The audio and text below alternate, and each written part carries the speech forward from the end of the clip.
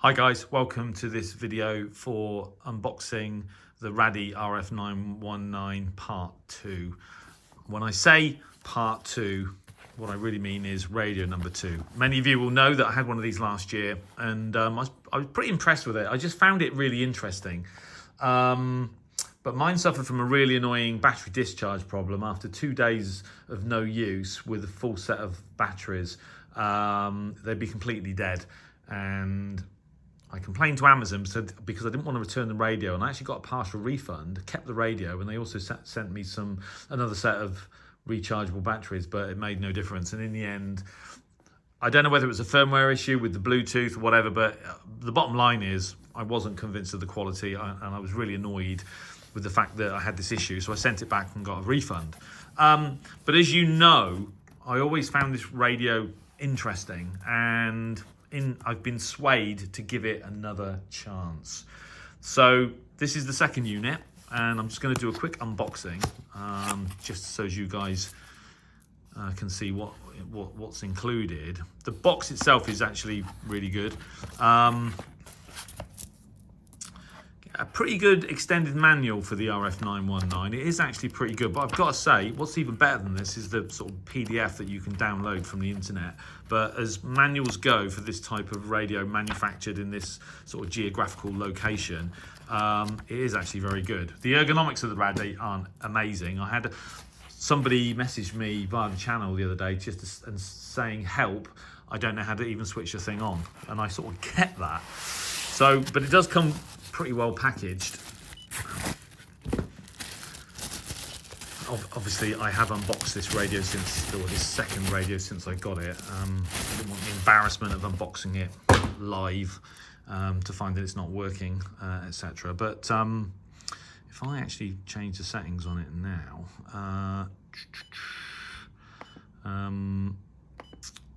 except I can't remember how to do that. Okay, yeah, sorry, long press.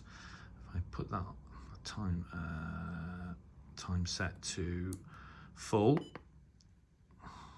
leave the color set, and then go to the B setting, which is the other display.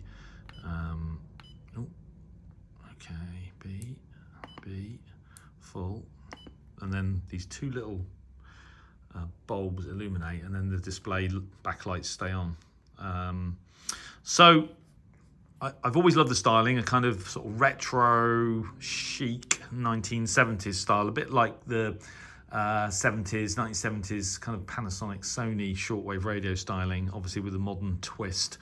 And what I also liked about this radio is the fact that there's 3 antenna inputs. So there's 2 3.5 millimeter sockets, one on the top and one on the back.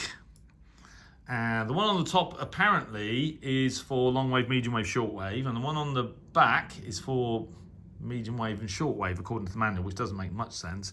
And then the SMA connector is, they describe it as walkie-talkie band, so effectively VHF. But I connected that to a coaxial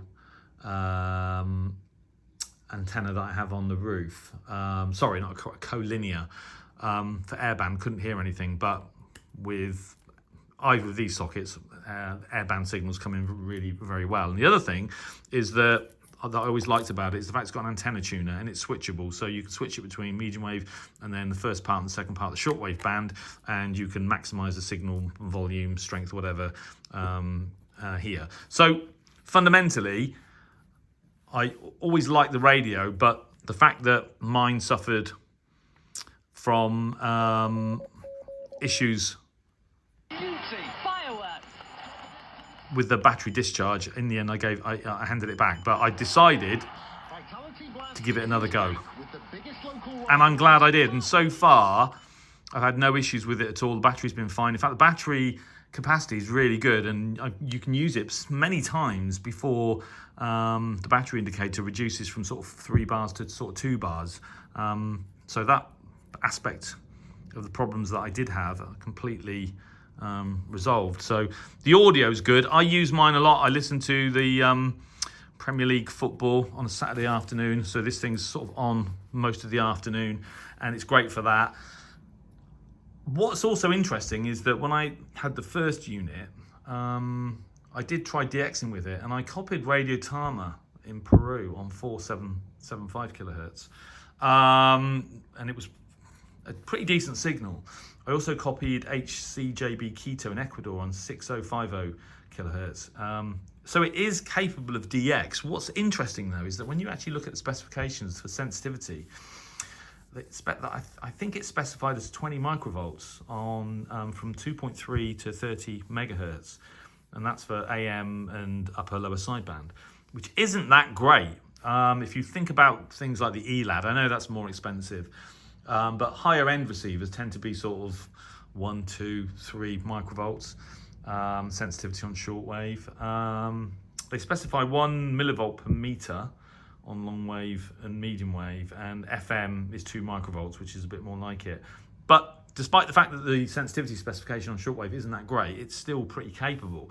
The 3 antenna sockets obviously are useful, but they all couple with each other.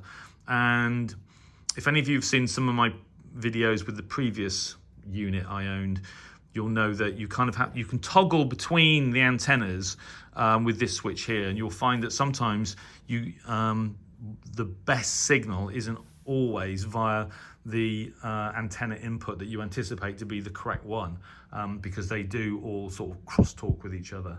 But there you go. So overall, I'm happy that I've obtained another example of this radio. As I said,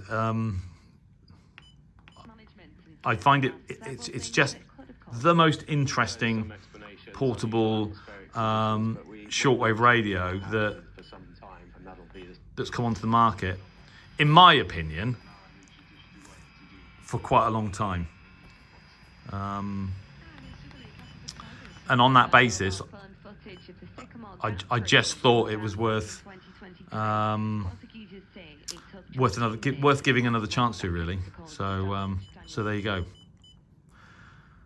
Hopefully I won't live to regret the decision. And as I said, so far it's been very good. But and I felt a bit bad actually, because I think one of the last videos that I uploaded featuring this rig was entitled Raddy Useless, which is a kind of play on words for slang in the UK of ruddy useless, which is an old-fashioned sort of slang way of saying basically very useless. I felt a bit bad about that, but at the time I was actually very frustrated with the radio. So yeah, I kind of just thought give it another chance. So there you go. I actually recommend this rig now to anyone that's looking for a shortwave portable. The audio is excellent. It's quite heavy, but it's very solid. It's very well built. And with all the antenna options and the antenna tuner that's built in, there are a lot of features here, more than I would even bother mentioning on a video like this, because that's all sort of been done before. I just think that if you're lucky enough to buy one of these and you get a good version, then you'll be really happy with it. It's got Bluetooth, etc., so you can sort of use it. I think you use it as a Bluetooth speaker, etc. I don't do anything like that with any of my radios. But the other thing with this radio actually is the frequency readout accuracy is absolutely superb. If I tune it to, Shannon Volmet on 3413 kilohertz on upper sideband, and then tune the signal by the sort of tone of the audio, it's accurate to within a sort of fraction of a hertz. Whereas there are other rigs that come from the Far East that are accurate to within 1 kilohertz or worse. So in that respect, and that was an important feature for me. That's important to me, that particularly in my position where I'm recording and uploading videos to YouTube, I want the frequency readout to be correct as I would know it to be. And sometimes I use the ELAD to sort of verify the actual frequency to within a few hertz. So in that respect, it's also excellent.